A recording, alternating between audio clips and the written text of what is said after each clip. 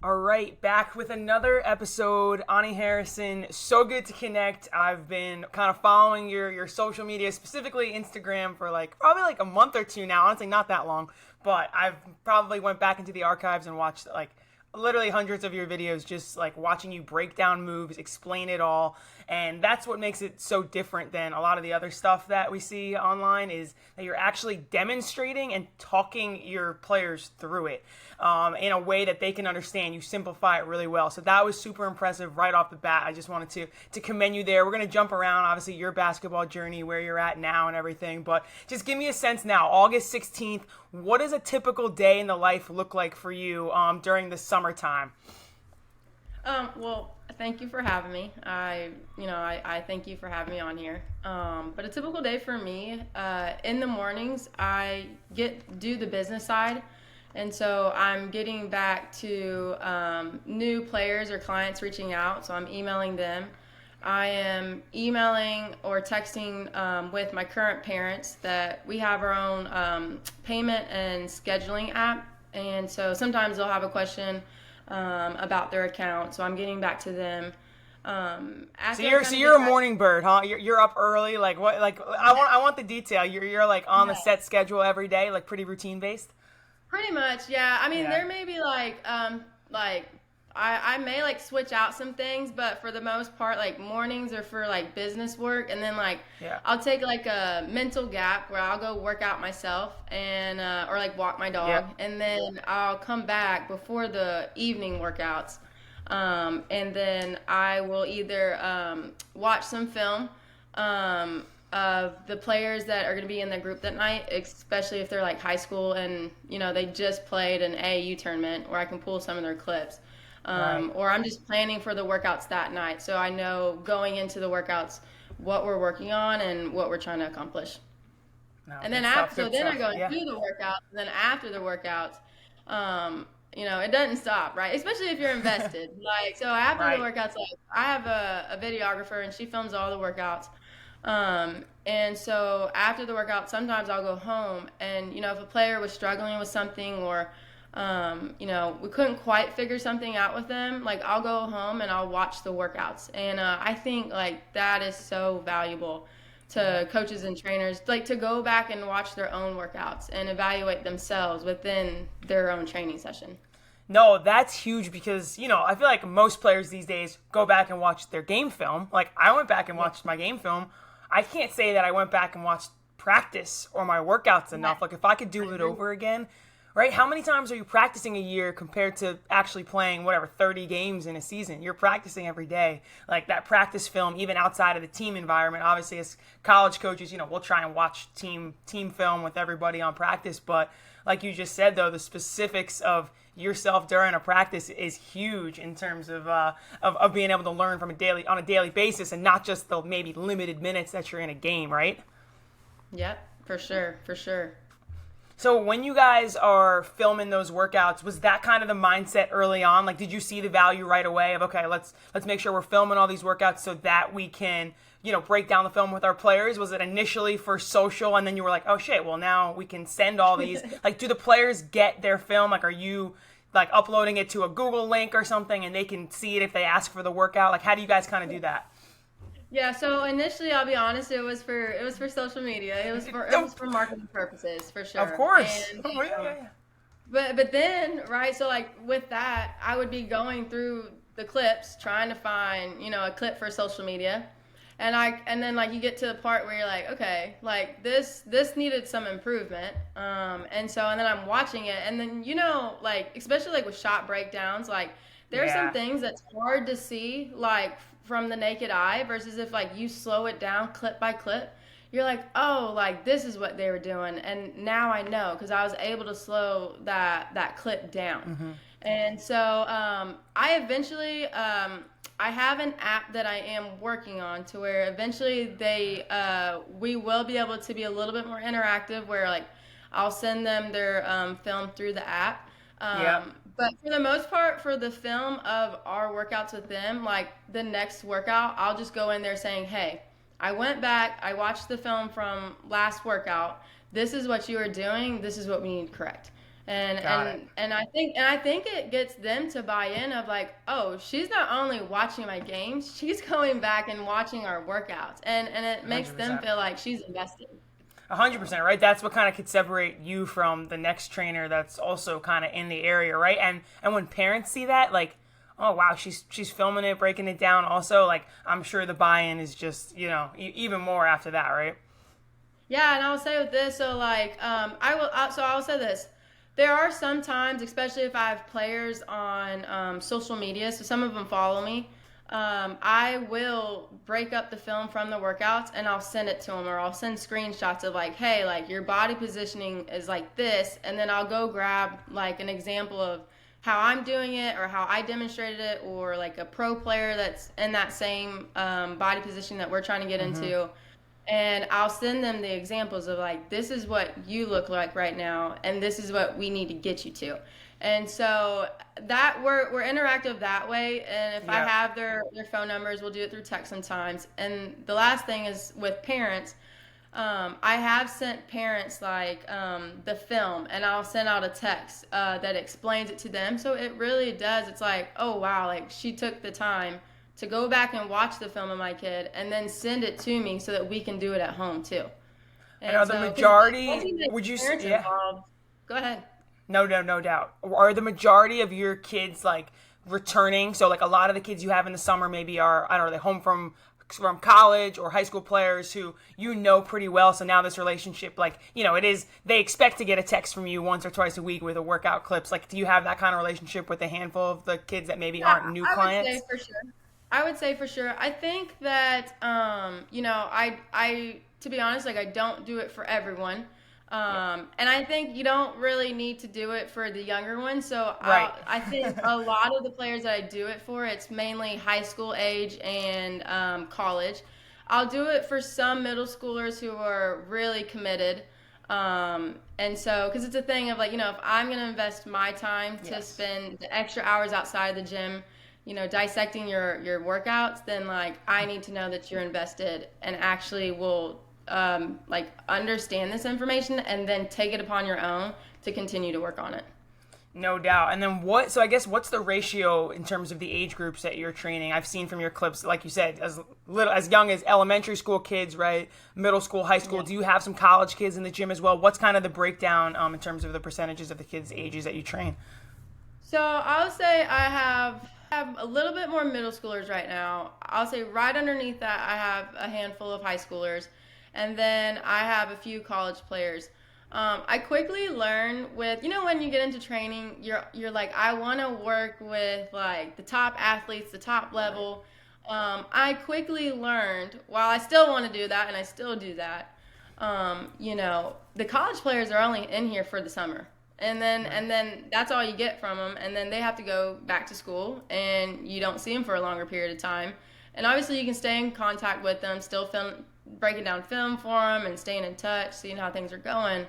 But I learned that the players, especially if you're a local business, the players that are going to come to you the most is the players that are in that area. And Right. and for me, I have a lot of middle school area kids that come, and high schoolers.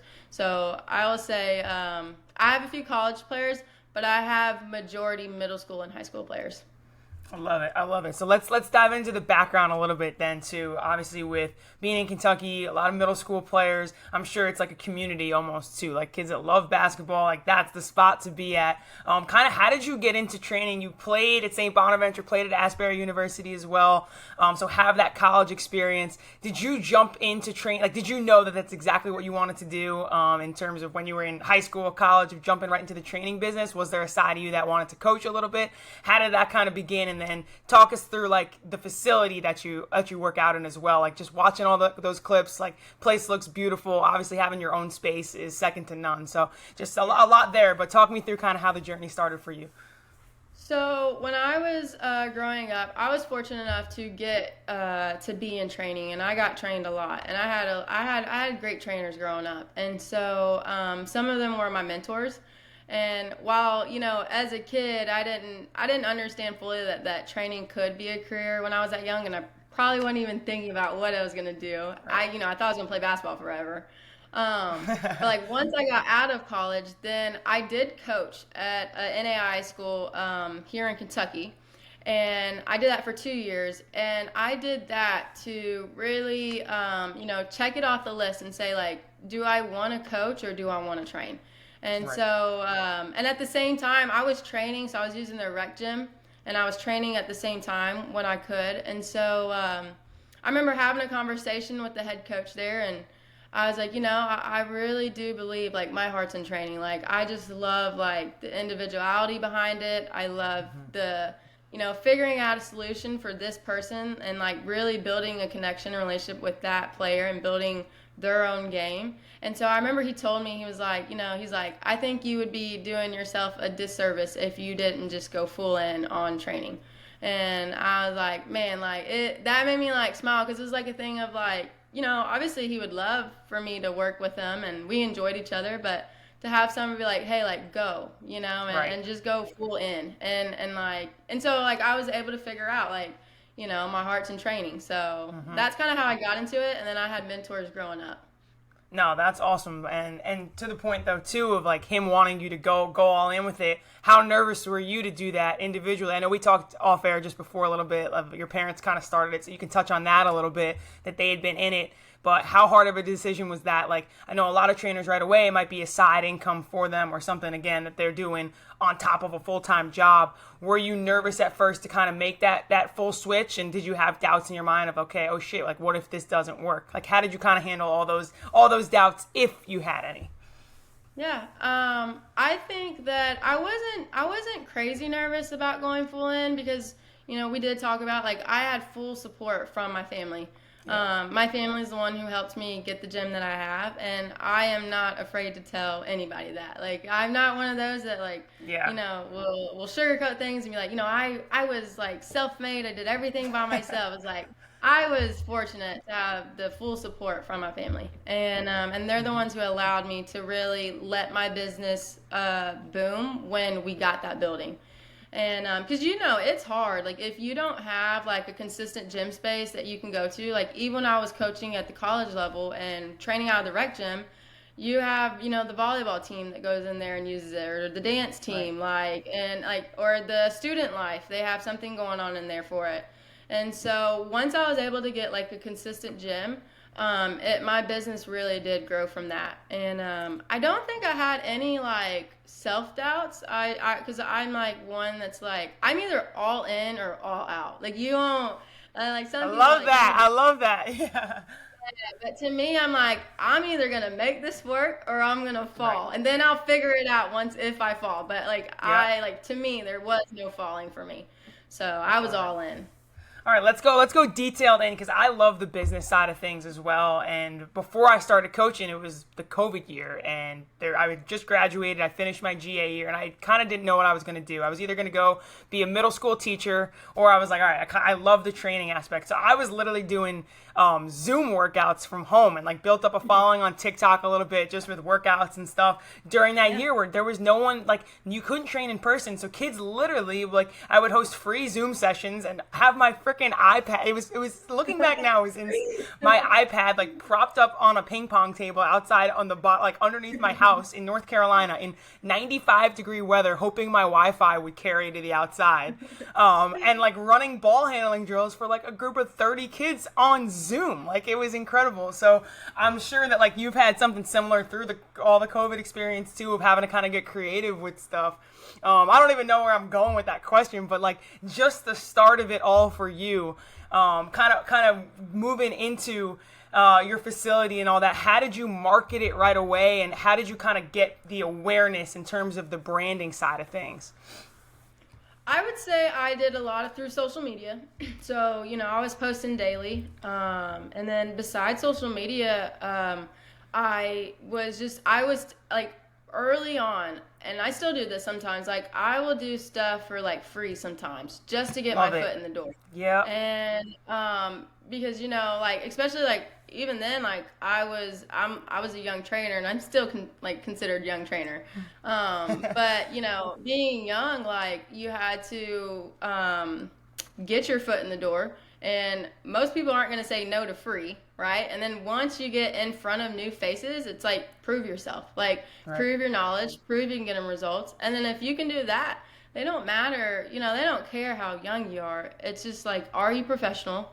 Can you connect with my kid? Can you invest in them? And then can you get the results that I'm trying to pay you for? And so that was kind of my approach. Like, I'm just going to try to take, as much opportunities, get in front of as many faces I can, and then go from there. And then, almost to me, the best marketing is word of mouth. And so, like, once I started to have a couple of kids come in, it was like, hey, can we bring our friend? And, it just kind of spread. You just need a couple to start it, and then it spreads from there. No doubt. No, that's good stuff. The part about doing things for free is so important. I feel like so many like especially our age, like just with anything in life, like no one wants to do anything for free. No one wants to help somebody else for free. No one wants to host a group. They want to get paid and monetize stuff right away. That also goes into the social media stuff. Like when you were first posting, I'm sure, like, I don't know I'm sure you're on almost every platform, but you got to earn the monetization on a lot of these platforms, like whether it's YouTube or TikTok. Like, you've got to show consistency before you can just automatically get, rewarded with money, right? Yeah. Yeah, for sure, for sure. It's kind of like, like I said, it's just getting your foot in the door and then proving yourself from there. But you got to get your foot in the door somehow. And so the best way for me to do that, and then too, like, you're building experience. Like, even if it's for free, especially early on, like, I think some trainers, like, especially young trainers, like, have to think like, yeah, like, I may be taking a money cut, but I'm getting experience that I wouldn't have gotten if I didn't do this for free. And so you're just continuing to develop yourself and hoping that you're playing the long run, that eventually you will get paid for and be valued through continuously improving and getting those experiences. Oh, that's huge. And like going with that too, like growing your voice when you're out there, right? Like explaining drills. Like, can you talk about maybe the evolution of yourself as maybe you remember some of your first workouts, whether it was even like younger kids, like you got to be more clear with those kids, right? So just the aspect of everyone wants to be a trainer, but yeah, it's great if you can like kind of dissect something on social media, but can you lead a group? Can you command the room? Yeah. Can you talk about maybe some things you did to kind of work on that just over the years now? Yeah, so I will say all the, since I started doing the social media posts where like I'm talking in them and I'm explaining each drill or doing the breakdowns, I really feel like not only is it helping me with marketing, but it has helped me like work on my communication skills. Because like I try to keep the videos to, 30 seconds, 40 seconds, because I know like, in social media, everybody wants a quick video. They don't want to sit there forever. And so for me, that's kind of been like, okay, like what are my points that I'm trying to drive home in this video? And then now you're like, without knowing it, you're kind of building your curriculum, your teaching curriculum while doing these videos. Like, after I do a video that's teaching like a same foot, same hand layup, well, I just sat there and thought about the 3 points of how to teach that. And now that's resonating in my mind when I go into future workouts. It's like I've already practiced breaking this down. So, and then as far as my workouts go, it's so funny. My fiance came to a few of my first workouts when I was still coaching at the college, and we were working out in the rec, and she was like, man, like, I felt bad for, and I still work out this player. This player is now going into her junior year of high school. And she was like, you just threw, like, everything at her that first workout. And I was laughing, and I was like, yeah, I don't know how she got through that workout. And now I'm like, I'm a little bit more strategic, and I'm big on being simplifying things now. So I definitely have grown in that aspect. Right, and that's like progressions too, right? Just kind of evaluating, like, will you kind of try and throw maybe a little bit more of an advanced concept right away just to see if they can get it first? I've heard both sides of it of like, instead of always starting at square one with somebody on a layup, see if they can just do the whole thing first so that you don't waste time from square one versus, starting it at square one just to make sure. How do you kind of go through your progressions, whether, if it's a basic layup, I guess, for example, with a younger kid, do you kind of just let them go until they start to fail and then kind of still try to jump in a little bit? Or do you feel like you really try to start from square one with each kid? I think it just depends on the player. So if I know that it's like more, if it's because you can tell like with players, like players learn at different speeds and different levels, and so you get to learn the player as a person, and you're like, okay, this player kind of takes a little bit longer to pick up on some of the skills and concept. Right. Then I know for sure I need to start and progress this as simply as like simplified as I can, and just keep progressing it step by step. But if I know like a younger player can pick up on the concepts or skills a little bit quicker, then I may go ahead and go ahead and get into the main course or the main action. So I just think it depends on the player that's in front of you, and that's how I try to go into my workouts, whether it's younger players or older players. It's like, what does this player or this group in front of me need, and then we go from there. I love it. I love it. And then I guess one of the things that I kind of struggle with, even like at the college level, obviously, they're all college basketball players on our team, so they're all pretty good players at the end of the day. But when you've got maybe multiple positions in one workout, or you've got a skill set that where maybe one kid is, 2 steps further along than the other one, but you're trying to still make sure the workout's beneficial for both of them. And I guess you have a little bit more control of that based on you knowing the kids and scheduling, but kind of maybe early on where you didn't have as much freedom and you kind of just needed to get some kids in a gym and you were limited on time. How did you kind of take the approach to make sure each kid was still getting something good out of the workout, even if maybe one's a guard, one's a post, one's a great shooter, and one can't shoot, but you're still trying to make sure that they're all getting something out of it?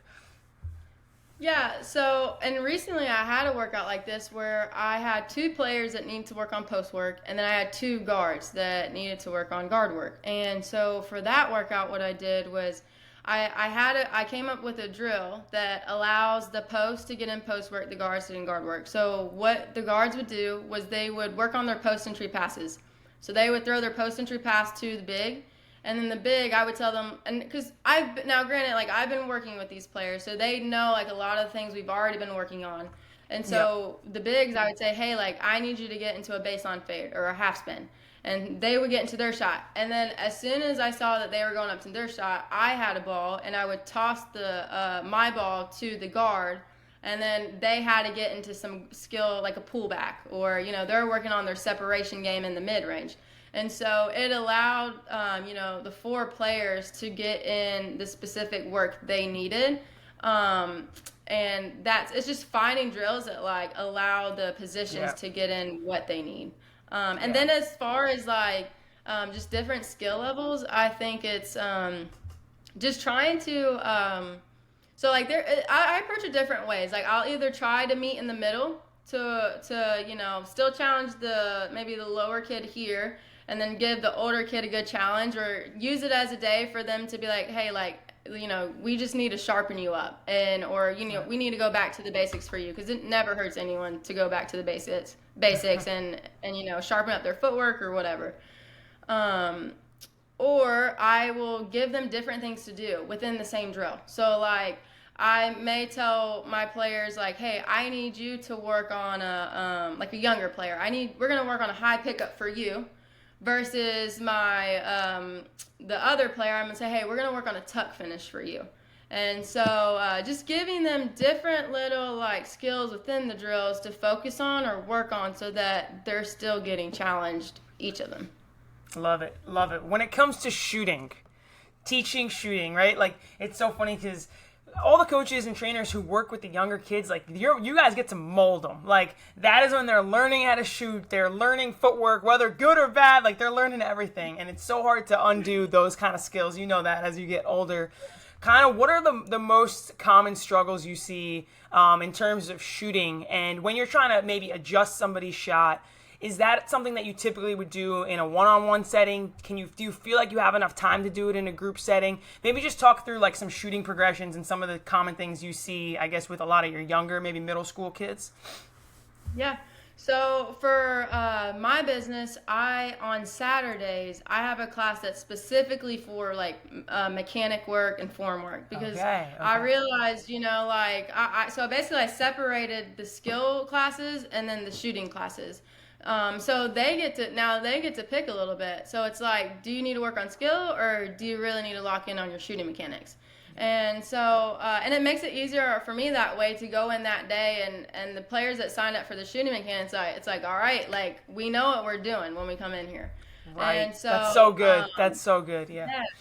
And so then because I realized like I had some parents like that would come to the skill classes, and after the workouts they'd be like, like, hey, it was awesome, they really enjoyed it, they're definitely going to keep working on it, but is there any way like you could implement some form shooting for them, because they really don't know how to shoot the ball yet, and it was like, all right, like it'll be easier if we just keep that separate, and so like if you're coming to the skills classes, like you getting into pull-ups may not be the best thing if you're needing to work on your form. Like then don't even worry about the dribble yet. Just come to the form shooting class. Yeah. So I separated those two, and then as far as like the progressions go, I like to start top down. So like I'll just use my shooting class as an example. When we come in there, like we like reverse engineer it. So like I start with one hand form shooting where they start at their shot pocket. And we're covering, get your shooting hand underneath the ball, snap and lock the elbow out, and snap your finger straight to the rim. So again, we're just focusing on this part here of just the extension, hand underneath the ball, snapping fingers and wrist straight to the rim. Then from there, we'll add the guide hand on the ball. So now we're here at the shot pocket, and we're just working on that guide hand going up with the follow through. And then once they get that, now we're going to lower it down a little bit to their starting point. Which for me, I like to start players' shot like right underneath chest level or at chest level. So we're not starting at their shot pocket. They're learning how to move the ball to the shot pocket and then through the shot pocket. And then from there, we just covered the starting point. I'll talk about loading the wrist and the different nuances at the starting point. And then from there, we'll talk about the feet. And so we're like, okay, now, you can either be 10 toes to the rim or you can be tilted. But either way, we need your feet and toes facing the same direction. Because I know I'm so glad you just said that. I'm so glad you just said that.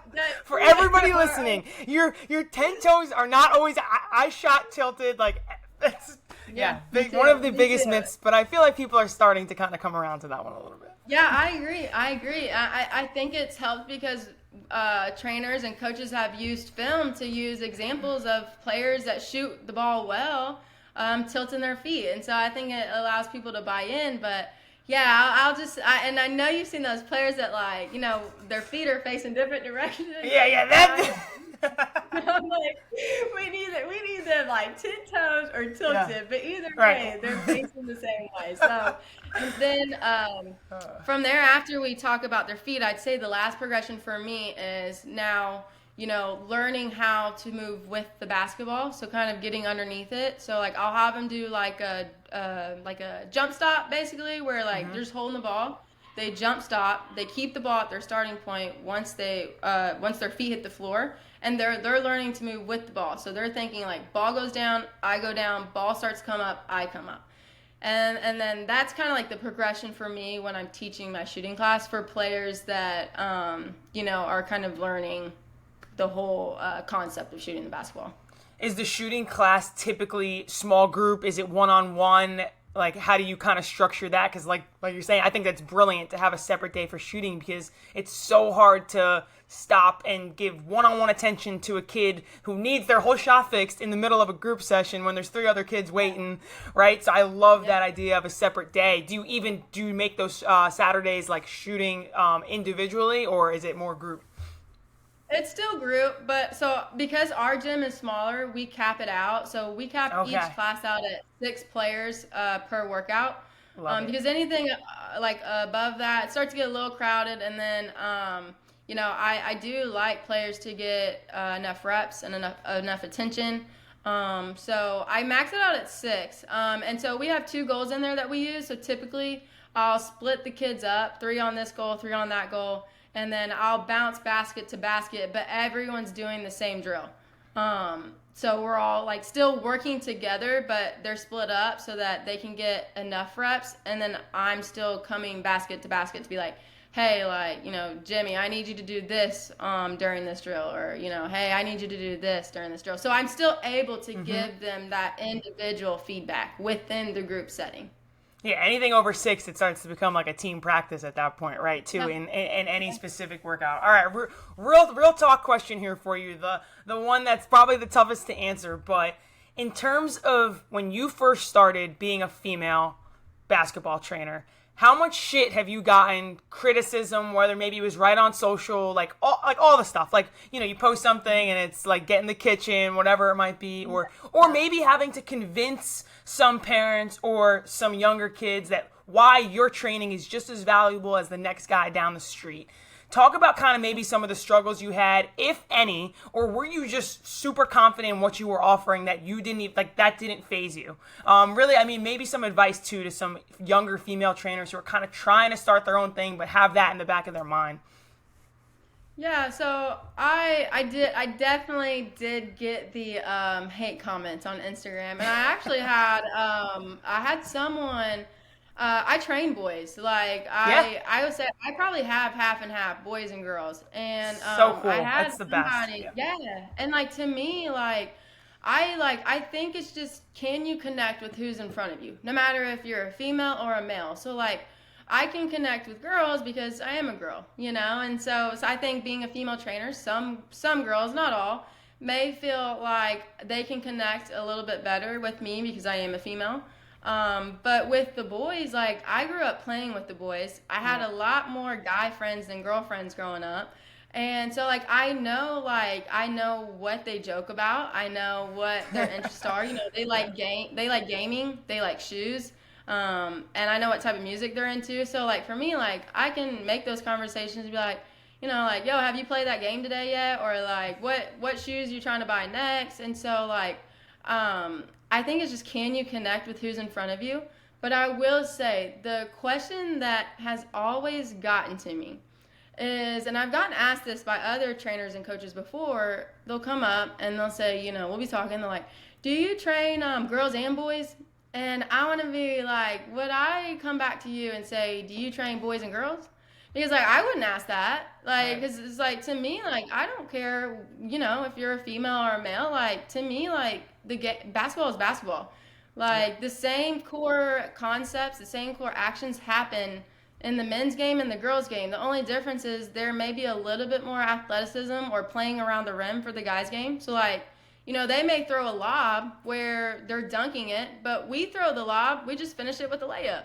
But Yeah. it's like it was the same action. And Right. so like for me, it's like I think the guys and the parents of boys that come to me, like they respect me just because of my knowledge. Like I'm 5'6".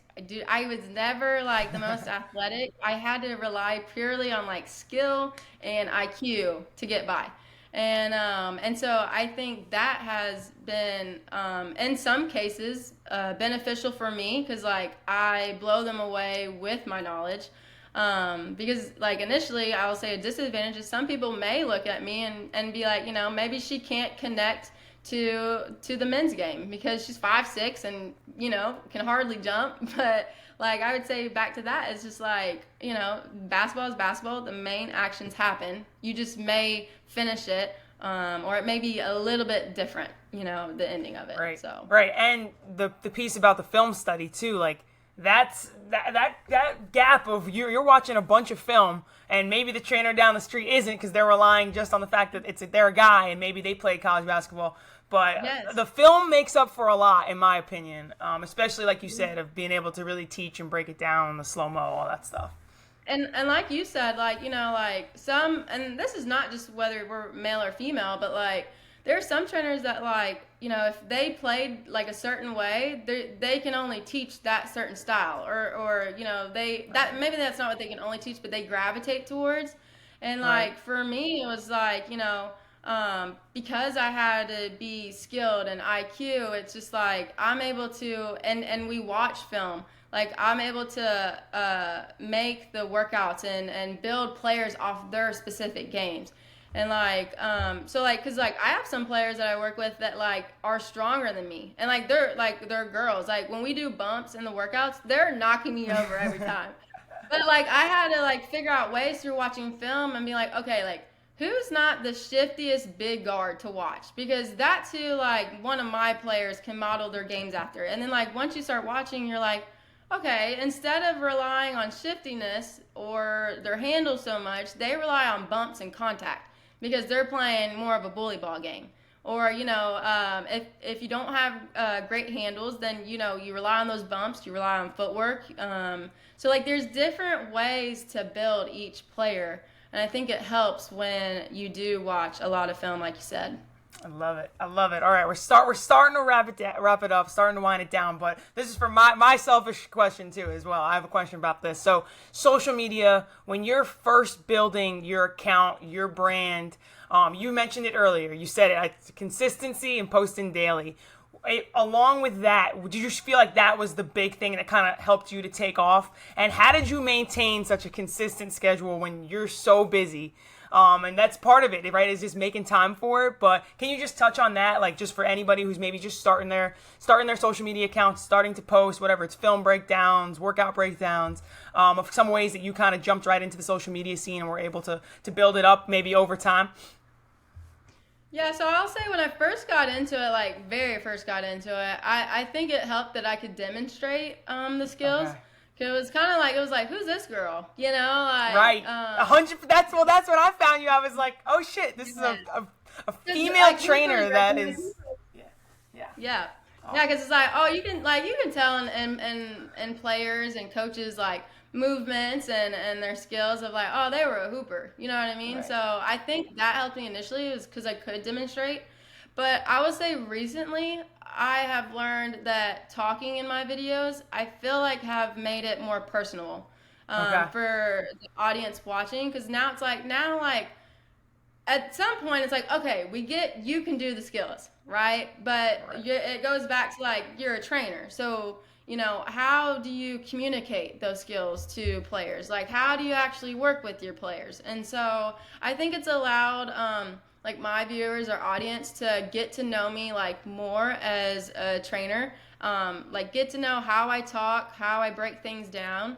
And I think that just gives you a little bit more respect too, because it's just like, okay, not only can she do it, but she can teach it, And so, because I mean, there's like, just because I have this debate with some of my friends all the time, and we're like, just because you were a great player does not mean you can be like, you're a great trainer. No doubt. You maybe Yeah. were an awful player, but you're a great trainer, because you had to sit there and like think about the game and make up for your lack of playing or your playing experience.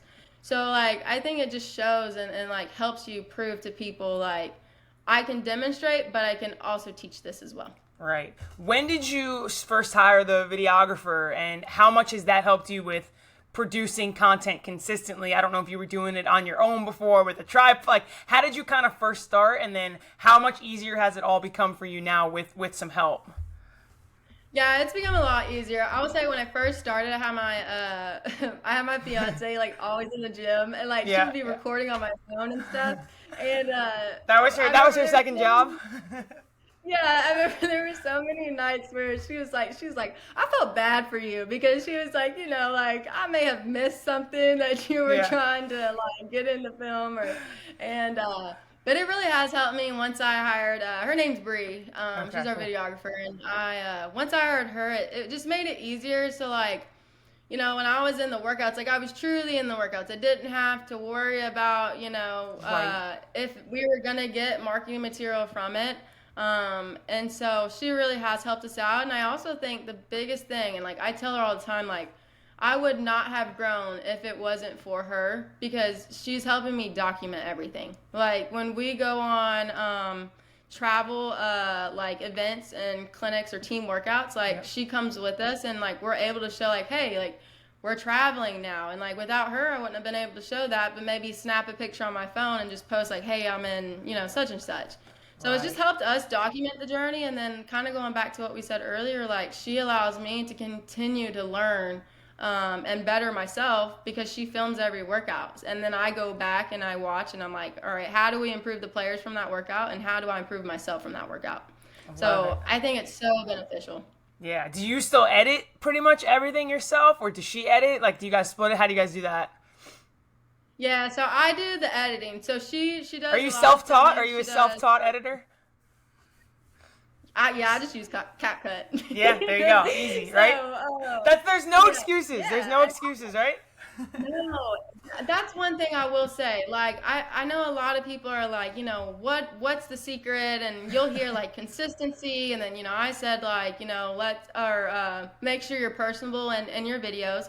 But at the end of the day, like you don't have to have like a fancy setup. Right. It's just you got to put yourself in front of them, So it's like just get started and then make your adjustments from there. So. No Yeah. doubt. No, I love it. I love it. How do you balance all of the platforms? So, like, I love what you mentioned about documenting. First of all, I don't know if you already have it, but you need to start a vlog. You need to start I YouTube. thought about it. I've thought about it. Don't you do Um, that? yeah, I have YouTube. So I started it my senior year of college. We were like we were going to down to Florida Gulf Coast area for a big tournament, and we were like, all right, it's our last season together. Let's just like film the whole thing. Yeah. We were down at a resort. It was beautiful, playing some big time games against Texas. Missouri was down. So we're like, all right, let's document this. Literally filmed it on the iPhone, and it was fun. And I was like, all right, this is super fun. So taught myself how to use Final Cut Pro, and since then I've just continued to document, and that's the best word. Like, I'm so glad you said that, because looking back and having all the memories of, when you went to a camp or you went to a clinic and you were teaching there, and you can look back and say like, damn, I'm so much better than I was. Like, you know what I mean? Just seeing the growth is awesome. But I know my struggle is like, I absolutely love YouTube. Like, that would be my platform to keep forever. But I know how important it is to have TikTok, to have Twitter, to have Instagram. How do you kind of not spread yourself too thin? And do you kind of just focus on one or two platforms, or are you kind of just trying to still be everywhere?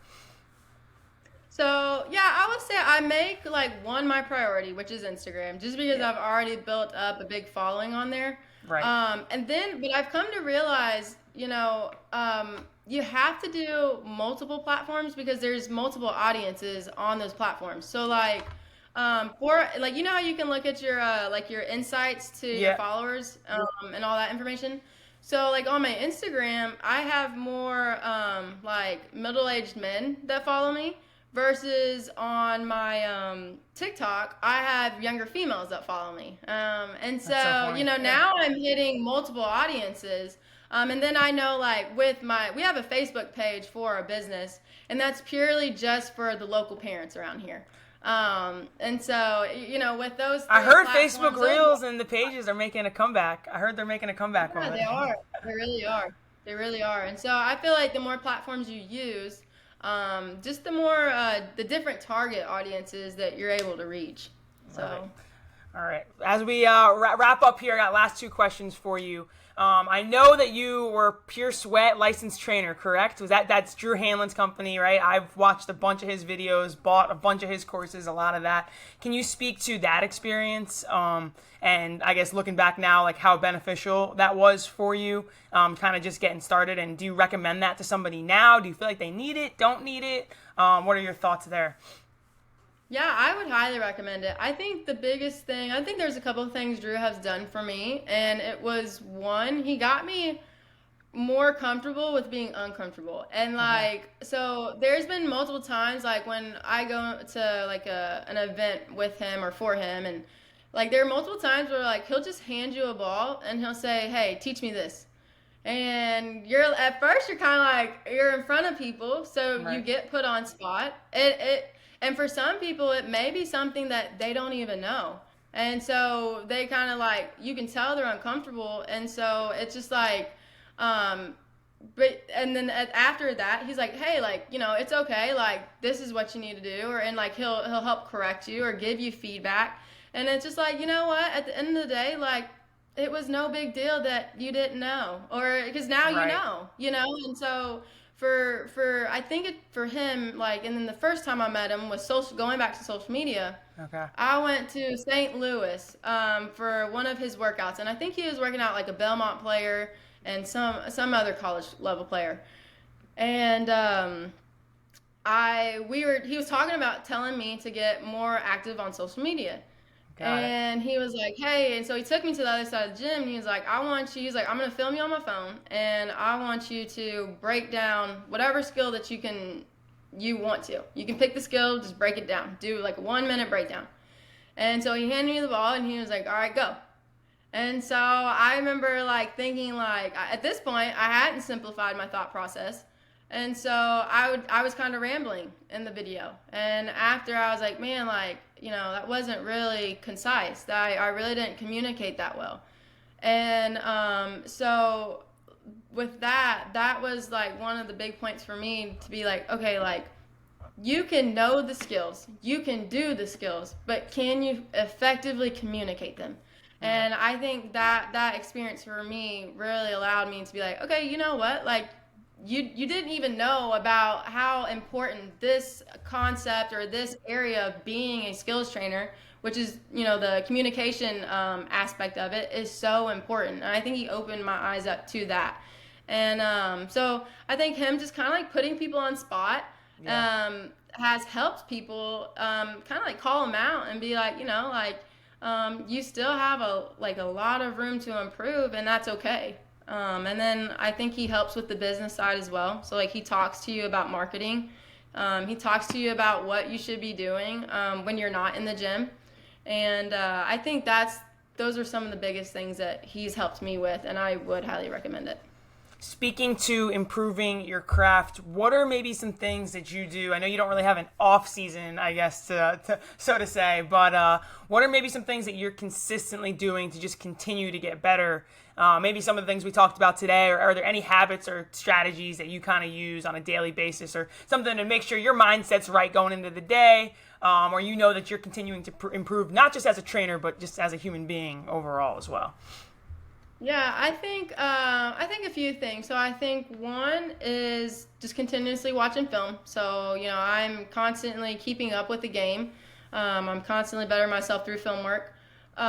Two, I think it's connecting with other trainers and coaches and asking them like, hey, like, what's your style? Like, what do you do in this situation? And not that you have to take what they do, but you can take a little bit of it and make it your own. I just think it's great to go and connect with others and get different perspectives and opinions and ways to grow. And then maybe on a personal level for me is like, I know like I have to, for me, like usually if I work out that day, I feel really good going into the workouts because it's like I personally, physically today, bettered myself. And so like I think that's on a personal level of just like staying in shape. Physically, mentally, and taking care of myself will help me, and then it'll ultimately help me going into the workouts with, a better mindset personally. So, Oney, this has been super fun. Next time I'm down in Louisville for Run for the Roses next summer, I gotta stop by the Pack Gym, right? For sure. How close are you guys? How close are you to Louisville? We're about an hour and a half. So, okay, and I that's actually nothing. had, no, not at all, because I had, I think I had two players that came in for that tournament make it down to our gym. And that was the first time that I was like, man, this is cool with social media, right? Because like, they found me through social media. They knew we were in Kentucky. That's and awesome. They made that hour and a half trip from Louisville to come get a workout while they were here. It was Wow. That's Yeah. big time. That's big time. Well, next time I'm coming down for sure because I want to watch a workout and learn some stuff. So I'm in. For sure. Thanks for jumping on. Thank you so much.